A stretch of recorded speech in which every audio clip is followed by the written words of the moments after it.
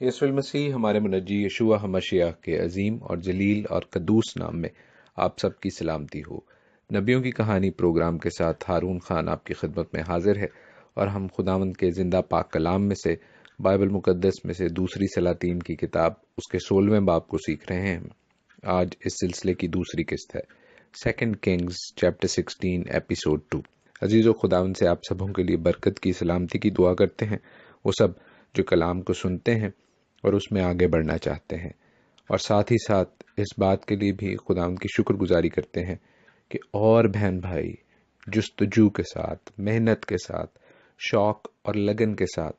کلام کو سیکھنے کی صحیح کوشش، ایفرٹ کر رہے ہیں، تاکہ نہ صرف وہ خداوند کی مرضی کو جان سکیں اور اس پر چل سکیں۔ ان تمام ٹیسٹمنیز کے لیے، ان تمام گواہیوں کے لیے، خوشی کی، ایکسائٹمنٹ کی، جو کہ کلام کی خوشی ہے، جو کہ زندگی پانے کی خوشی ہے، جو کہ ایک ایسا انمول خزانہ پانے کی خوشی ہے جو کہ کسی طور پر بھی دنیا کے خزانوں کے ساتھ کمپیئر نہیں کیا جا سکتا۔ عزیزو، ان تمام میسیجز کے لیے جو آپ ذاتی طور پر مجھ سے کر رہے ہیں، سوال و جواب کے لیے ہم سارا جلال خداوند کو دیتے ہیں، اور خداوند کی شکر گزاری کرتے ہوئے آج کے پروگرام کو، آج کے لیسن کو شروع کرتے ہیں۔ عزیزو، اس باب میں ہم یہودا کے بادشاہ آخز کے حوالے سے پڑھ رہے ہیں، جس نے بری روش، بری راہ اختیار کی، جو خداوند کے اگینسٹ، یعنی ہمارے خدا یہوہ خدا کے برخلاف تھی، اس کے گاڈلی پرنسپلز کے، ڈیوائن اصولوں کے خلاف تھی۔ لیکن جب ہم یہ بات کرتے ہیں تو ہمیں اس چیز کا آئیڈیا ہے کہ آخر کے ساتھ کیا ہوتا ہے، اور اس کے ایکشنز کو ہم تاریخ کی روشنی میں، ہسٹوریکل پوائنٹ آف ویو سے دیکھ کے کہہ سکتے ہیں کہ یہ غلط ہے۔ لیکن آخذ نے جو کیا وہ آج بھی میں اپنے گردا گرد دیکھتا ہوں۔ آخذ نے کیا کیا؟ آخذ نے یہ کیا کہ اس نے اپنے پیگن نیبرز کو، وہ جو خداوند خدا کی، یہوہ خدا کی عبادت نہیں کرتے تھے، ان کے طور طریقوں کو دیکھا، اسرائیل کے بادشاہوں کے طور طریقوں کو دیکھا، جو کہ اگین خداوند خدا کو خالص طور پر پیور طریقے سے، ہولی طریقے سے، مقدس طریقے سے پرستش اس کی نہیں کرتے تھے،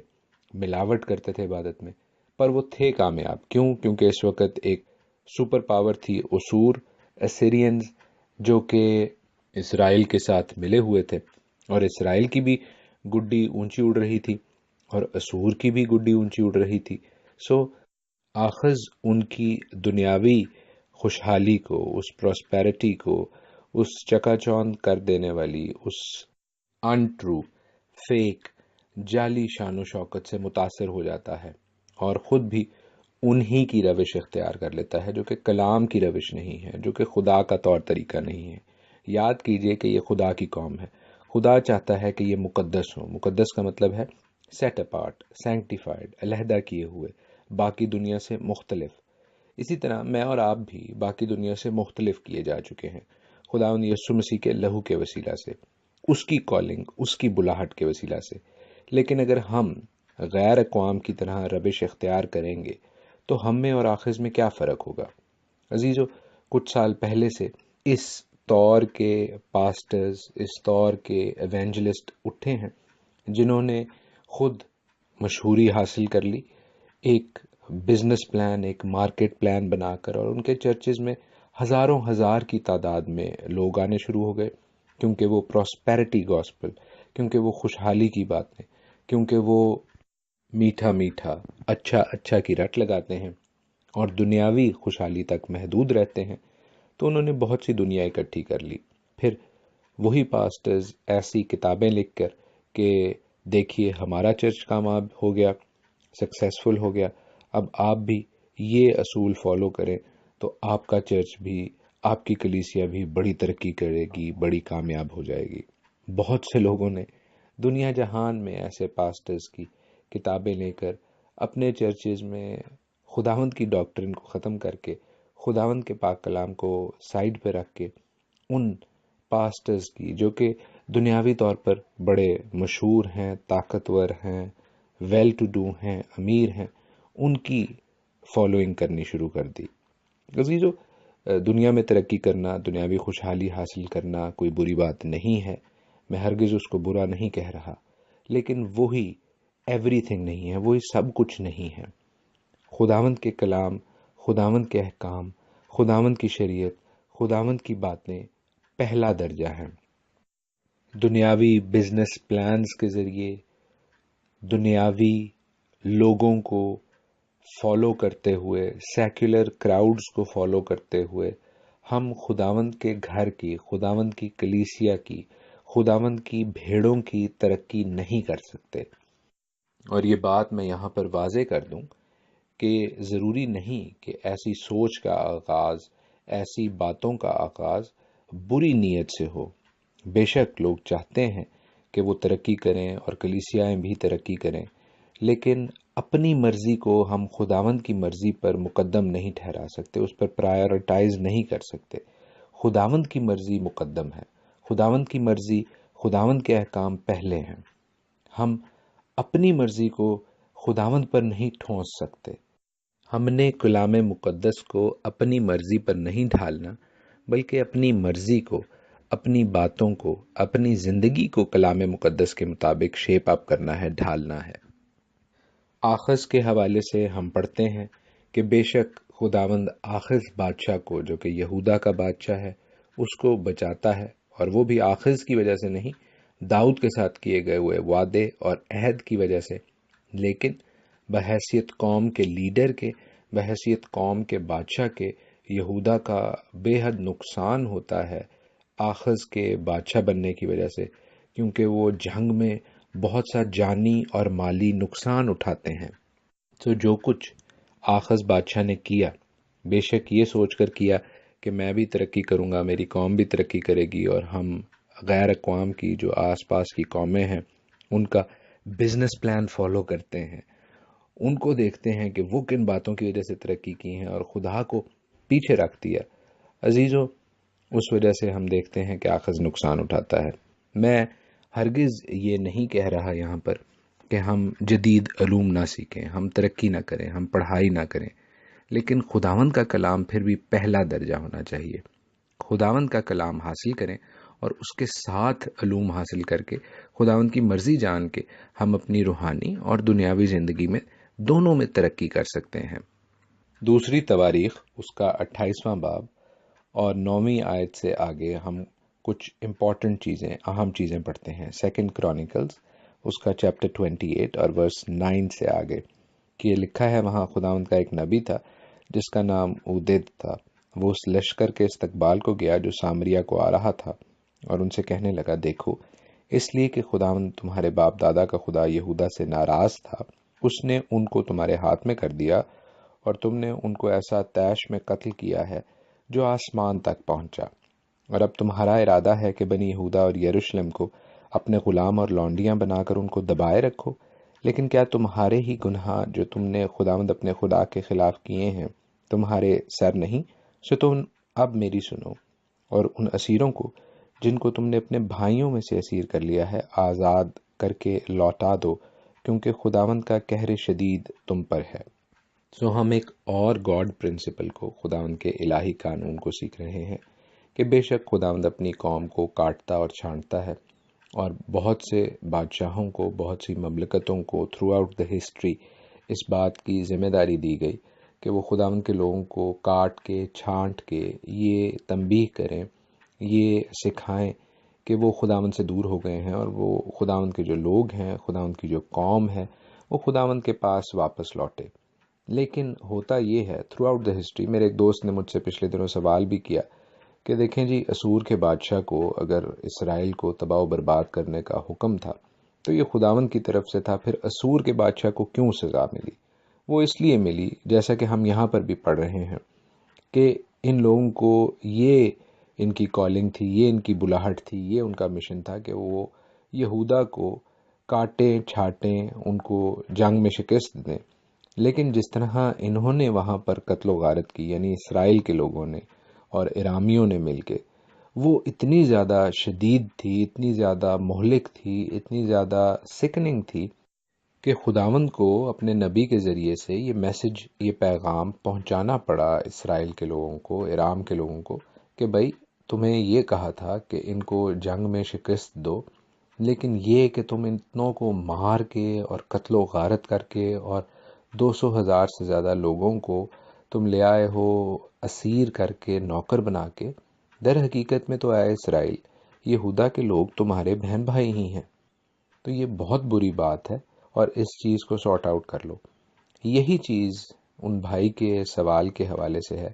کہ تگلت پلاسر کو، اسور کی بادشاہی کو یہ حکم تھا کہ وہ اسرائیل کو کاٹے اور چھانٹے، لیکن اس نے اپنی اس کالنگ سے، اپنے اس مشن سے تجاوز کیا، ایکسیڈ کیا، جس کی وجہ سے پھر ہم دیکھتے ہیں کہ کچھ ہی سالوں بعد اسور کی مملکت بھی وائپ آؤٹ کر دی جاتی ہے۔ بابلیوں کے ساتھ بھی یہی ہوا۔ بابلیوں کا نبوکد نظر، خداوند نے اس کو آواز دے کر بلایا کہ یہودا کو کاٹے چھانٹے، لیکن وہ اپنے آپ کو بہت ترم خان سمجھنے لگا، اور پھر ہم دیکھتے ہیں کہ 7 سال کے لیے وہ جانوروں کی طرح ہانک دیا گیا، اور جب وہ واپس آتا ہے ہوش میں تو وہ پھر ایکسیپٹ کرتا ہے اس بات کو کہ خداوند اسرائیل کا خدا، خداوند یہوہ خدا ہی سب سے بڑا خدا ہے، خداؤں کا خدا ہے، کنگ آف کنگز ہے، لارڈ آف لارڈز ہے۔ لیکن اس کے بعد کے جو حاکم ہیں، جب وہ اس کالنگ سے، اس مشن سے جو کہ خداوند نے ان کی حد ایک ٹھہرائی ہے، اسے آگے بڑھتے ہیں، تو پھر ہم دیکھتے ہیں کہ مادی فارسی آ کے، میڈو پرشینز آ کے بیبلونینز کو، بابلیوں کو مارتے ہیں، ان کا جو سپر پاور کا سٹیٹس ہے وہ ختم کر دیتے ہیں، اور تھرو آؤٹ دا ہسٹری ایسا ہی ہوتا رہا ہے۔ تو عزیزو، اس بات کو ہم نے ذہن میں رکھنا ہے کہ جب خداوند ہم سے کوئی بھی کالنگ، کوئی بھی مشن، کوئی بھی ویژن اپنا پورا کرانا چاہ رہا ہے، تو ہم خداوند کی مرضی تک ہی اپنے آپ کو محدود رکھیں۔ ہم اپنے آپ کو زیادہ سیانہ سمجھتے ہوئے، زیادہ چالاک سمجھتے ہوئے، زیادہ اوور کانفیڈنٹ سمجھتے ہوئے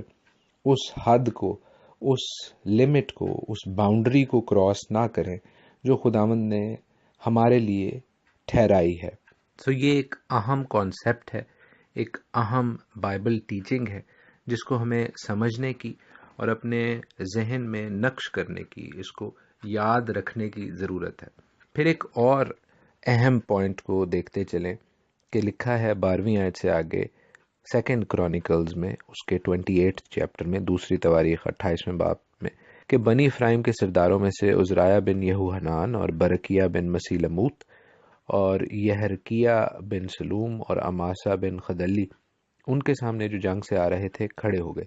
یہ 4 جوان ہیں، یہ 4 سردار ہیں جو کھڑے ہو کر اس نبی کی بات کی تائید کرتے ہیں کہ بھائی یہودا کے لوگوں کو جن کو تم اسیر کر کے جنگی قیدی بنا کے لے آئے ہو ان کو واپس کر دو۔ سو خداوند کی ہم یہاں پر ایک انٹرونشن بھی دیکھتے ہیں، اور ساتھ ہی ساتھ یہ بھی دیکھتے ہیں کہ اسرائیل کی قوم، یہ ناردرن ٹرائبز، یہ شمالی قبیلے اگرچہ بحیثیت قوم خداوند سے بہت دور ہو چکے ہوئے تھے، لیکن ان میں انڈیویجولز، ذاتی طور پر لوگ ایسے موجود تھے جو کہ خداوند سے ڈرتے تھے، اور جب خداوند کے نبی نے یہ میسج، یہ پیغام وہاں پر دیا تو انہوں نے سٹینڈ لیا، وہ کھڑے ہو گئے۔ عزیزو، خداوند ان لوگوں کے حوالے ہی سے اسرائیل کو اتنا ٹائم دے رہا ہے کہ لوگ وہاں پر انڈیویجول لیول پر، ذاتی طور پر، بے شک خداوند کا خوف ان میں موجود تھا، لیکن بحیثیت قوم، پوری قوم کے ہم دیکھتے ہیں کیونکہ لیڈرشپ بھی خراب تھی، تو قوم جو ہے، جو گروپ ہے، پورا جتھا جو ہے، جو ایک نیشن ہے، اس کے خراب ہونے کی وجہ سے بالآخر ہم دیکھیں گے ایونچولی کچھ عرصے بعد کے اسور اس پوری قوم اسرائیل کو تباہ و برباد کر دے گا، تتر بتر کر دے گا، ان کو اسیر بنا کر، جنگی قیدی بنا کر دنیا کے کونوں کونوں میں بھیج دے گا۔ سو خداوند ہمیں 2 لیولز پر جج کرتا ہے، ایک انڈیویجول لیول، ذاتی طور پر، اور ایک کلیکٹیو لیول، اس گروپ کے ساتھ، اس قوم کے ساتھ، اس جتھے کے ساتھ، اس کلیسیا کے ساتھ جس کے ساتھ ہم کھڑے ہیں، اس کے ساتھ بھی ان کی عادات و حرکات کی وجہ سے، ان کی اچھائیوں اور برائیوں کی وجہ سے بھی خداوند پھر جج کرتا ہے، خداوند پھر انصاف کرتا ہے، خداوند پھر نیکی پر جزا اور بدی پر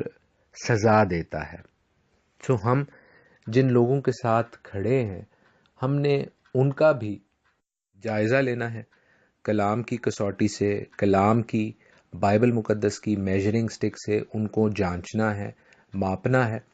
اور ان کو بھی بتانا ہے کہ ان میں کیا غلطیاں ہیں۔